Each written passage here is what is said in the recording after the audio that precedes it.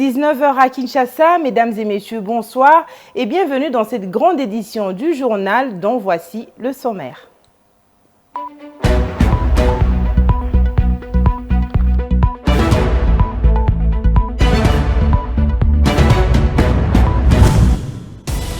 Pour non-respect d'alignement des femmes par les partis et regroupements politiques congolais sur les listes électorales, le CAFCO, cadre de concertation de la femme congolaise, dénonce cette attitude négative qui viole la loi électorale en vigueur. Pour ce faire, le CAFCO en appelle à la population entière et aux jeunes en particulier d'en tenir compte lors des votes afin de privilégier les femmes.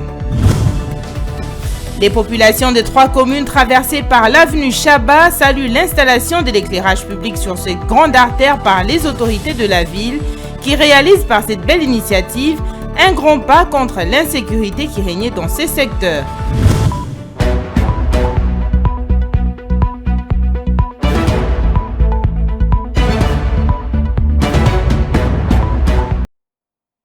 Une fois de plus, bonsoir. Comme je l'ai annoncé dans le sommaire, après sa réhabilitation il y a quelques mois, l'avenue Chaba est à présent bénéficiaire de l'éclairage public. Cette grande artère, voulais-je dire, de la ville de Kinshasa qui sépare 3 communes, entre autres Kasavubu, Ngiringiri et Bumbu, sera désormais exemptée des actes de barbarie orchestrés par les inciviques, autrement appelés Kuluna, qui profitaient de l'obscurité qui y régnait pour faire leurs actes. Images et commentaires rentrent à Luyela. L'avenue Chaba, reliant au moins 3 municipalités, à savoir celle de Kasavubu, Ngiringiri et Bumbu, est désormais bénéficiaire de l'éclairage public sur son tronçon compris entre l'avenue Victoire, tendant dans la commune de Bumbu. Après sa réhabilitation quelques mois plus tôt, l'éclairage vient d'illuminer les habitants de ces différentes communes qui n'ont pas tardé d'exprimer leur satisfaction et gratitude aux autorités car l'éclairage dans cette partie va combattre l'insécurité. Tel que Chaba était avant d'être éclairé, aujourd'hui il y a une grande différence.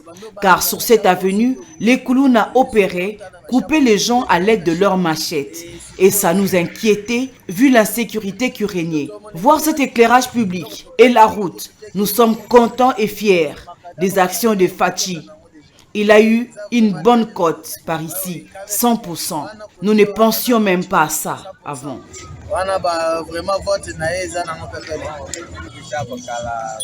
Cette avenue était délabrée. Elle était dans l'obscurité. Ça nous a tellement réjouis de voir cet éclairage. Certains, par contre, ont émis le vœu de voir la pérennisation de ces actions à travers la ville de Kinshasa. Donc, par rapport à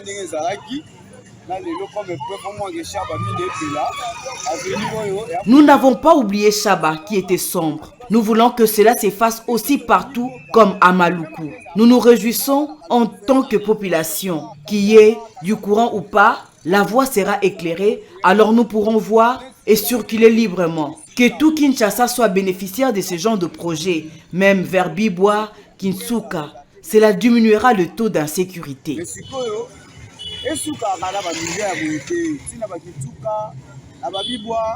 Les riverains sont à cet effet conviés à bien utiliser ces biens publics mis à leur disposition. Restons toujours dans la ville de Kinshasa où depuis un certain temps, les conducteurs des véhicules sans distinction de catégorie, personnel ou de transport sont désagréablement surpris par des saisies et mises en fourrière opérées par des éléments de la police nationale congolaise à n'importe quel moment de la journée et pire encore n'importe où. Informé de cette pratique non réglementaire et désapprouvée par la loi, le vice-gouverneur de la ville, Gérard Moulumba Dijekoko, s'est insurgé contre ces manœuvres qui relèvent de certains officiers de la police qui l'entend décourager. Suivez les détails dans cet élément. Circuler en voiture dans la ville de Kinshasa n'est plus un plaisir pour tous les conducteurs de véhicules sans distinction. pour tous ceux qui roulent dans leur automobile personnelle, dans un taxi, taxibus ou autre moyen de locomotion à 4 roues et voire à 3 roues, il y a 100% de risque de subir la nouvelle sanction imposée par la police nationale en termes de contravention routière. C'est-à-dire que si vous arrivez de garer votre véhicule devant un magasin, un service, le long du trottoir, votre parcelle, à votre retour, ce n'est pas évident de retrouver votre engin sur place. Depuis un certain temps, plusieurs conducteurs ont été victimes de cette mesure, laquelle, contrairement à ce qu'il en est, n'est pas autorisée par les autorités, tant de la police que de la municipalité. Informé de ce désagrément qui tracasse beaucoup des conducteurs de tous les engins motorisés de la ville, le vice-gouverneur de la ville de Kinshasa, Gérard Mulumba Gekoko, a procédé à des enquêtes pour comprendre quel service de la police effectue ces arrestations et mises en fourrière non réglementaires des voitures. Les conclusions des investigations de l'autorité sont alarmantes. Mais bien qu'on ait l'hommeté, tout il y a quelques semaines, quelques jours, Batouana Bazongeli, alors que mes bien qu'on ait Zalingaï Moko, vice-gouverneur de la Signaka, Mokandawana, on a coupé qui ça. Maman ya likamwana ezali nini? Mituka wana d'abord de un ezali à la police. Bazui makomi à la police, bakomi na mituka wana. Alors que ezali mituka à la police. La société wana bazali na complicité na ba colonel Mibale dont entre autres colonel Kyungu o bazali na kati ya Kalu Fungula. Ne bango bazongisi bango po batungisaka nango population na biso. Il y a une différence na mituka oyo longola ba epave na nzela wana ezali mituka ya hôtel de ville, mais oyo wana eza kosala mobulu mingi surtout na centre ville. Moto atika mutuka liboso ya hôpital bakumbi. Moto atika tanso mutuka liboso ya pharmacie poisson batakisi batikali kokoma mutuka na ye. Moto même atika mutuka liboso ya baetelo liboso ya baekole abima bokozwa bana akuti mitukeke. To pekisaki makambo wana mais to kamwe ke zongi yango la bengaki Général Blaise na yebise sur le Cambouana ye pasaki surpris na banza lelo fatuana bakozwa mbano na bango il faut makambouana ici là et puis ba bimisa ba mituka na bango na Kalu Fungula parce que zali mituka la police eza na ndeko moko zali kuna yemda zoko kundu ba souhaiter wana kuna kotungisa na yango population butu moi. Aux autres autorités concernées par la question d'assumer leurs responsabilités pour stopper ces inciviques qui se cachent dans les forces censées garantir l'ordre public. Dans le domaine du transport à Kinshasa, la société du transport au Congo, Transco en cycle, vient de tondre le nombre de ses lignes à Kinshasa. Une nouvelle ligne d'exploitation vient d'être lancée, rond-point Gaba jusqu'à Kimwenza Mission, et ce pour 500 francs congolais. Une grande satisfaction pour la population de ce coin de la capitale. Suivez cet élément de Laetitia Mouladou. Les habitants de la commune de Mongafula, plus précisément au quartier Kimwenza, Kindele, Makaya, 7 km, Bel Air et les environs se sentent soulagés. Cette population ne paiera désormais que 500 francs congolais pour atteindre certains coins de la capitale. Parmi les lignes lancées récemment, il s'agissait aussi des lignes Kimwenza Zando, Kimwenza Victoire et Kimwenza Place des Évolués à 500 francs toujours, mais des lignes suspendues pour un moment. Le constat sur terrain est à la grande satisfaction de la population. Je suis très content pour la construction de route Kindele. Nous étions dans des difficultés énormes grâce au chef de l'État Félix-Antoine Tshisekedi. Nous avons des routes et le chef de l'État a mis à notre disposition de bis Transco. Je tiens premièrement à remercier le chef de l'État Félix-Antoine Tshisekedi Tshilombo pour les désenclavements de ces routes et nous sommes très satisfaits de bis Transco qu'il a mis à notre disposition. Merci beaucoup. Je rends d'abord grâce à Dieu et je dis merci au président de la République démocratique du Congo pour tout ce qu'il a fait pour nous. Et il mérite vraiment tout notre soutien. Il y a l'industrie du savoir, la compagnie à Boigna. La population, quant à elle, attend avec impatience la reprise de ces lignes. Un mot de santé à présent dans ce journal. Il se tient à Kinshasa le premier congrès international sur la néphrologie. Les néphrologues venus de 4 coins du monde se sont réunis dans la capitale congolaise pour discuter sur la prise en charge des maladies rénales. C'est l'occasion pour les néphrologues congolais de bénéficier de l'expérience de leurs collègues venus d'autres cieux où la prise en charge des maladies rénales connaît une avancée par rapport à la RDC. Images et commentaires. Les néphrologues congolais et leurs collègues venus de 4 coins du monde réfléchit sur l'amélioration de la prise en charge des maladies rénales. Cette réflexion s'est faite dans le cadre du premier congrès international sur la néphrologie qui se tient à Kinshasa. Cette réflexion s'impose d'autant plus que l'incidence des maladies non transmissibles en RDC, telles que l'hypertension et le diabète, ne fait que s'accroître au sein de la population. À cela, il faut ajouter les maladies infectieuses telles que le paludisme, affirment les spécialistes. La conséquence de toutes ces pathologies est la maladie rénale chronique. À en croire les statistiques fournies par la Société congolaise de néphrologie, pour la seule ville de Kinshasa, 12,4% de la population adulte souffre de la maladie rénale chronique. La dialyse et la greffe rénale, qui sont les solutions à cette maladie, coûtent cher, d'où la mortalité élevée. Ce congrès est une tribune de sensibilisation de la population et des politiques face à l'urgence. Ce congrès, c'est vraiment pour sensibiliser la population, sensibiliser les pouvoirs politiques, sensibiliser la communauté à la problématique de la maladie rénale chronique.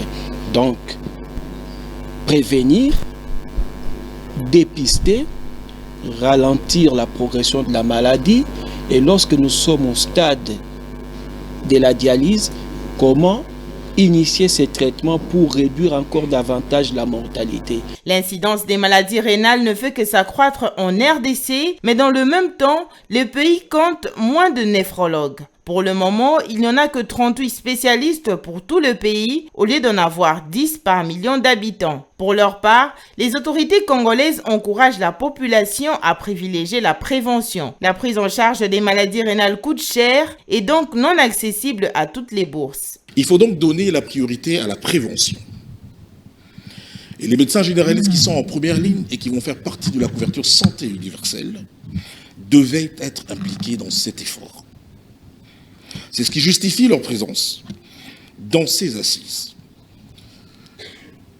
Par ailleurs, il est à noter qu'une approche multisectorielle devrait inclure une meilleure éducation sanitaire de la population générale et la prévention non seulement dans des maladies non transmissibles, mais aussi des maladies transmissibles. Les résolutions de ce premier congrès international de la néphrologie en RDC sont attendues pour améliorer la prise en charge des malades des reins. En attendant l'instauration effective de la couverture santé universelle, les malades des reins devront encore mettre la main à la poche pour se prendre en charge eux-mêmes. Une tâche pas facile à supporter.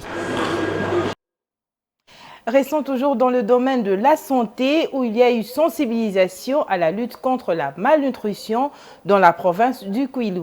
Des chefs d'établissement, responsables des médias et les journalistes ont été outillés le jeudi 24 août 2023 sur l'importance de la culture bio-fortifiée. Cet atelier organisé dans le Bandundu par le programme multisectoriel de la nutrition et de la santé avait notamment pour objectif la réduction de l'insécurité alimentaire. Suivez. La province du Kwilu est parmi celles qui connaissent un taux élevé de malnutrition. Des chiffres du Pronanud datant de 2020 indiquent que 28% des enfants de cette province sont malnutris. Des chiffres qui ont augmenté avec la crise sécuritaire dans la province voisine de Mai-Ndombe et une partie du Kwilu. C'est pour lutter contre ce fléau que le programme multisectoriel de nutrition et de santé a réuni à Bandundu le chef d'établissement, les responsables des médias et les journalistes. Ils sont sensibilisés sur l'importance de la culture bio-fortifiée. La chef de division provinciale par intérim de la santé, Emerance Nyoka, a invité tous les participants à capitaliser les notions qui sont développées au cours de ces assises afin de répercuter le message dans leurs organisations et leur milieu de vie. La malnutrition, c'est le problème de tout le monde.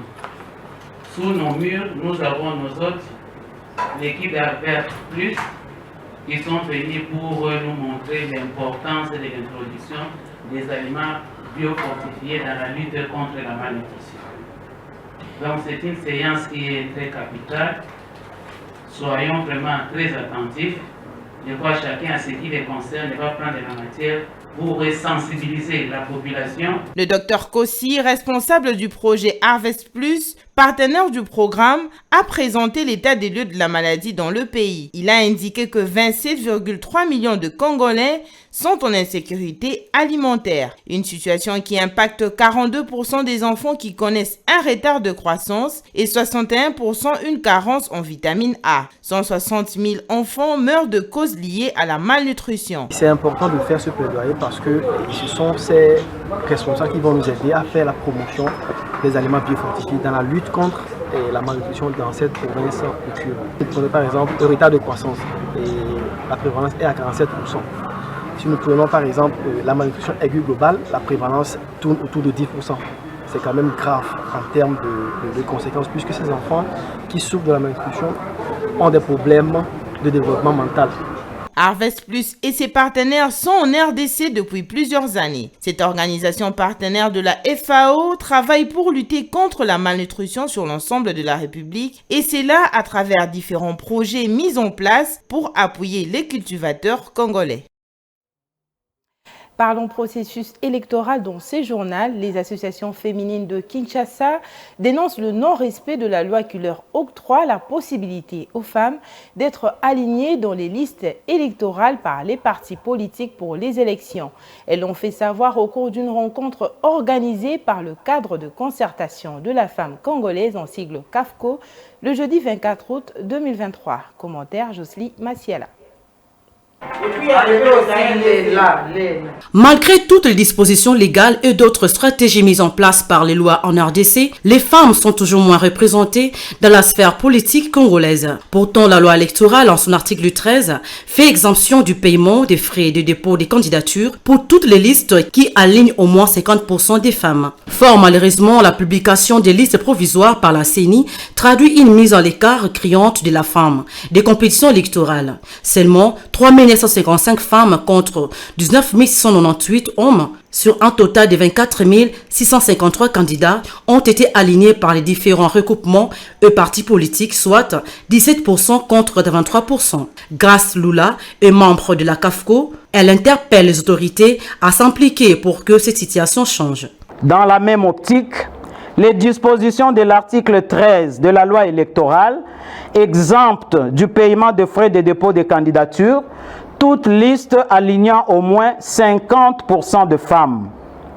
Cependant, le cadre permanent de concertation de la femme congolaise, CAFCO en sigle, est consterné par le faible taux d'alignement des femmes sur les listes de partis et regroupements politiques, car seulement 3 955 femmes, soit 17%, sont alignées à côté de 19 698 candidatures masculines, soit 83% du nombre total de candidatures jugées recevables.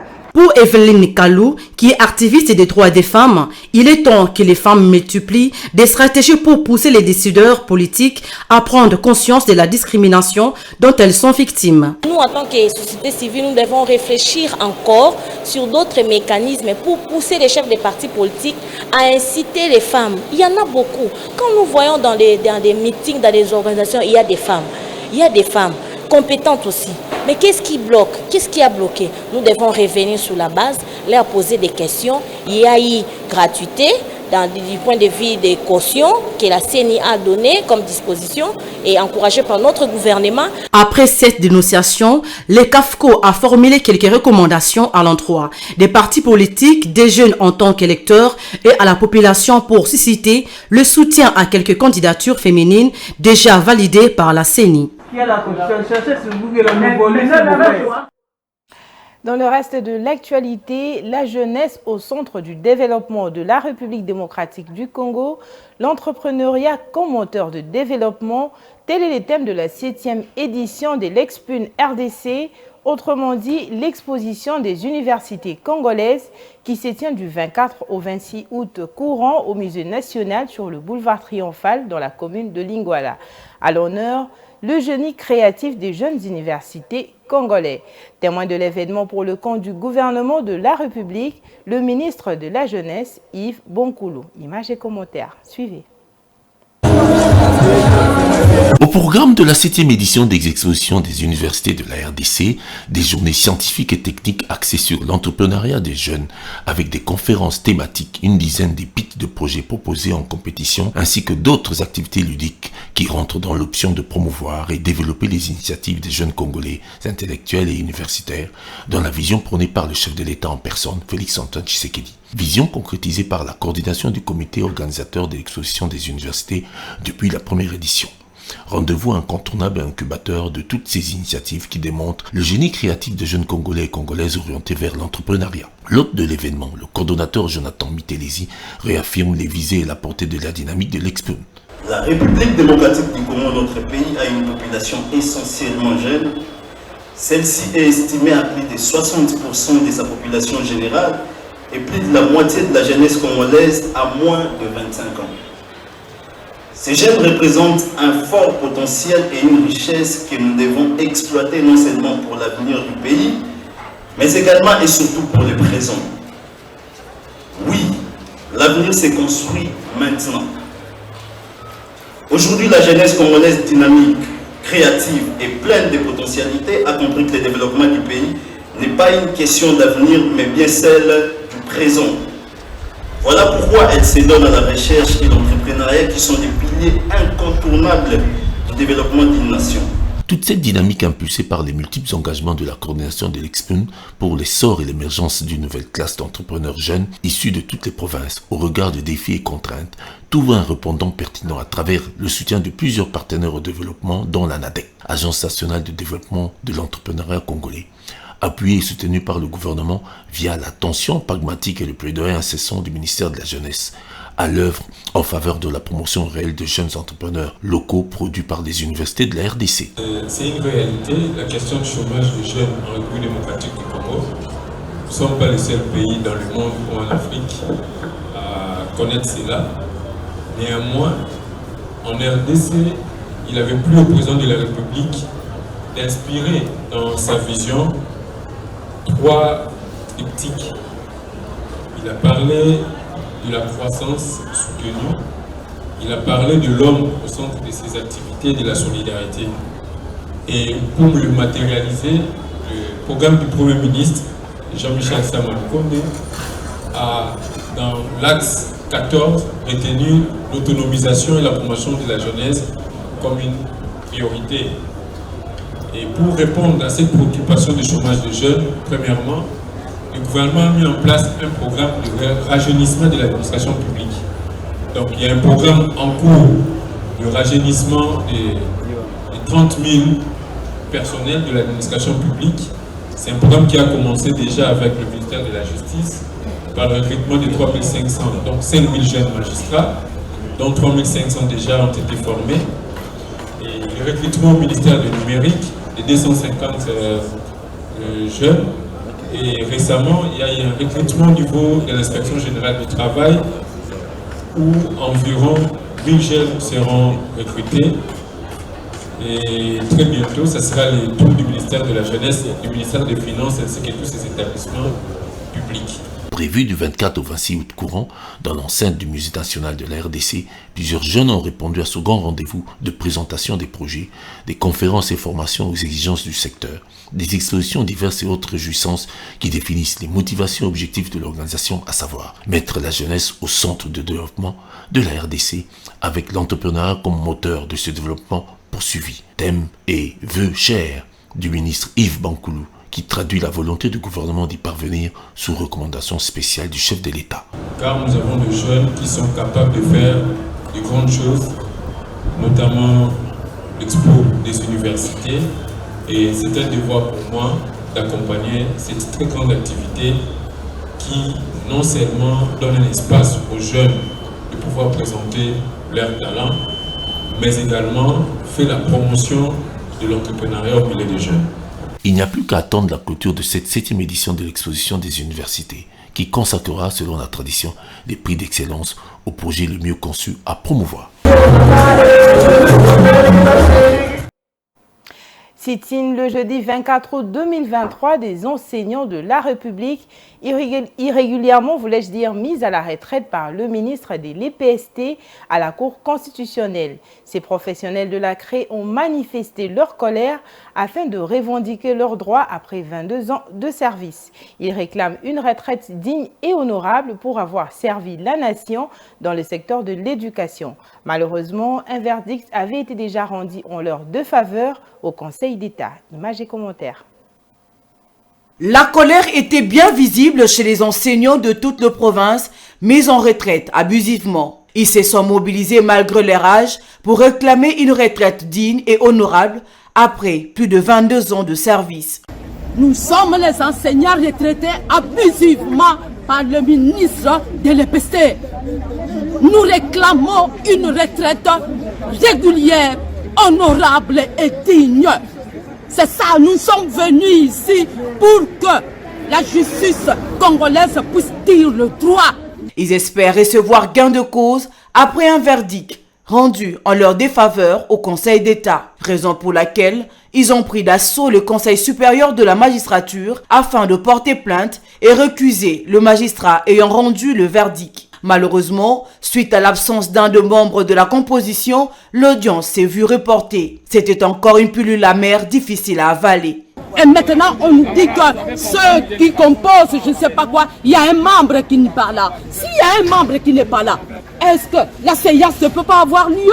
Manifestement très remontés, ils ont pris la direction de la Cour constitutionnelle en vue de s'enquérir de vraies raisons de ces reports. Vous savez que nous avons saisi la haute cour, le Conseil d'État. Malheureusement, au niveau du Conseil d'État, il y a le jugement qui avait été rendu qui n'a pas reflété effectivement la réalité. Voilà pourquoi nous avons mis en cause par une plainte le magistrat qui avait instruit le dossier. Toutes les démarches terminées, l'audience a été fixée pour aujourd'hui 24 afin que le juge vienne présenter ses moyens de défense. Malheureusement, le Conseil supérieur de la magistrature, disons la Cour constitutionnelle qui a notre dossier en main, a jugé bon de nous dire que la composition n'est pas complète. Il ne jure que sur la cassation de cette décision. Et pour finir, rendons-nous dans la province du Kasaï oriental où Madame le gouverneur ad intérim de la dite province, voulais-je dire, Julie Kalinga Kabongo, a effectué le mercredi dernier 23 août 2023 une visite d'inspection de plusieurs chantiers lancés dans la commune de Bipemba à Mbujimaï. Par cette visite, l'autorité provinciale a voulu s'enquérir de l'état d'avancement des travaux de modernisation de la voirie urbaine dans sa province. Viningali, Didier Lofumbois et Yvon Chibango pour l'essentiel. Suivez. Sur place à Bipemba, la chef de l'exécutif provincial qu'accompagnait le membre du comité provincial de sécurité, le directeur des cabinets adjoints du ministre d'État en charge des infrastructures et travaux publics, Toby Kayumbi, le directeur provincial de l'Office des voiries et drainage et d'autres responsables de services techniques provinciaux étaient accueillis par le bourgmestre de la commune Irène Mbalaï. Ils ont parcouru 4 sites. D'abord, sur la route nationale numéro 1, où elle s'est arrêtée à plusieurs endroits pour s'enquérir de l'évolution des travaux. Elle a reçu des explications de la part des responsables de l'entreprise attributeur Samkret. Des Tiobachim, passant par l'érosion Mutombokachi sur l'avenue Zahir avant de chuter au site Tatukaninda sur l'avenue Kikwit, l'autorité provinciale a eu le temps d'échanger avec la population sur son parcours.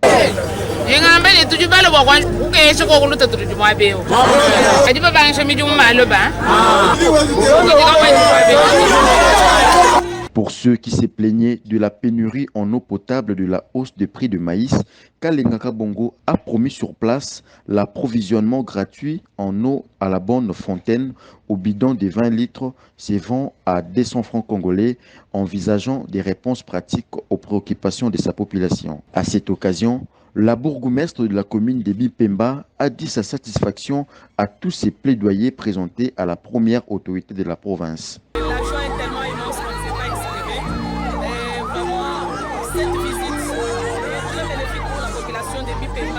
Qui n'a aucune route asphaltée et aujourd'hui maman a visité, elle s'est enquérée de toutes les situations qui dérangeaient vraiment la commune et là elle vient de visiter les maisons qui enclavent la commune, qui facilitent l'accessibilité et nous comptons sur sa bravoure, elle va pouvoir nous aider à désenclaver la commune, à achever tout ce qu'il y a comme artère entamé par l'OVD via Safumex et GIAPS. Oui, les priorités, nous avons le pont qui est là, il faut vraiment avec le pluie qui ont commencé, c'est mieux d'arrêter déjà la progression et aussi construire le mur de soutènement. Et après ça, il faut aussi nous désenclaver la commune parce qu'avoir un bâtiment si beau que la commune de Bipemba, qui n'est pas visible à l'œil, ce n'est pas aussi une bonne chose. Elle est là, elle a déjà donné le mot d'ordre. Déjà à partir de demain, on va entamer les travaux sur Mounioui et aussi désenclaver la commune. Même l'émissaire du ministre d'État en charge des infrastructures, Toby Kayumbi, a eu bonne impression sur l'état d'avancement des travaux et remercie l'autorité provinciale pour les efforts consentis. Nous avons commencé par la RL1, les travaux sont exécutés par l'entreprise Samcrète. Et là, nous avons trouvé qu'il y avait un problème de gestion d'eau entre les eaux qui sont pris en charge par la voirie et ces eaux qui devaient se déverser sur la nationale de Bénin. Donc, un problème où nous devons remettre les structures qui sont dans ces projets ensemble, aller voir un peu les études et nous avons demandé à ce que demain qu'il y ait déjà une première séance de travail. Nous avions été avec l'excellence Madame la gouverneure ainsi que Madame la bourgmestre de commune de Bipemba sur d'autres problèmes qui aujourd'hui qui devaient une solution qui devait être à impact direct sur la population avec les ponts Molongoli où nous avons trouvé qu'il était vraiment à un état non pas agréable. Nous avions par les trichements de notre agence OVD ainsi que l'entreprise qui exécute les travaux. L'élan pris par la gouverneure intérimaire Julie Kalenga Kabongo dans le travail de suivi régulier des travaux publics sur l'ensemble de la ville et la province va permettre une transformation de la province dans la vision du chef de l'État Félix Antoine Tshisekedi Tshilombo. Finissons cette fois-ci pas dans le Kasaï oriental, mais dans le Lualaba, où un gigantesque chantier de construction d'un nouvel aéroport s'exécute dans la province à pas des géants. Sur les sites, les travaux avancent et les ouvriers font la course contre la montre pour livrer l'ouvrage d'ici 18 mois. Le président du conseil d'administration de la Régie des voies aériennes, Trifon Kinkei Mulumba, est descendu sur place pour se rendre compte de l'évolution des travaux. Laetitia Moulalo. Le professeur Kinke Mulumba poursuit sa visite d'inspection des infrastructures aéroportuaires de la République démocratique du Congo. Accompagné d'une forte délégation, dont quelques membres du conseil d'administration et le directeur adjoint, le PCA de la Régie des voies aériennes a été reçu par l'autorité provinciale du Lualaba. Trifon Kinke Mulumba a félicité Fifi Masuka pour son génie créateur dans la construction d'un nouvel aéroport moderne. Il y a un travail énorme qui est en train d'être fait ici par la gouverneure, l'aérogare qui est en train d'être construite. Au cours de cette rencontre, nous avons appris énormément de choses que nous ignorions. À l'aéroport de Kolwezi, le nouveau PCA a d'abord présidé une réunion de prise de contact au cours de laquelle la commandante de l'aéroport a plaidé pour la mécanisation du personnel et l'amélioration des conditions de travail. À son tour, le professeur Kinke Mulumba a promis de trouver une issue heureuse avec les membres du conseil. De la piste d'atterrissage, la tour de contrôle, en passant par le service anti-incendie, le PCA de la RVA a reçu des explications sur le fonctionnement de ces différents services. Le nouvel aéroport moderne en construction a été le point de chute de la visite. Cette nouvelle acquisition, dont les travaux prendront fin d'ici 18 mois et sont financés sur fonds propres du gouvernement provincial. C'est par cet élément que prend fin notre journal, mais si vous nous avez pris en cours des diffusions, je vous rappelle les principaux titres.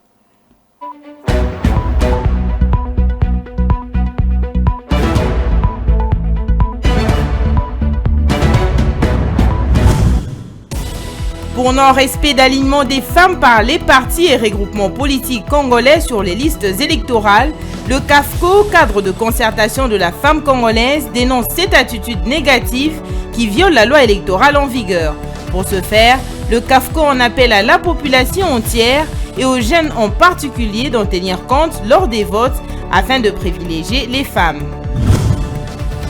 Les populations de 3 communes traversées par l'avenue Chaba saluent l'installation de l'éclairage public sur cette grande artère par les autorités de la ville qui réalisent par cette belle initiative un grand pas contre l'insécurité qui régnait dans ces secteurs.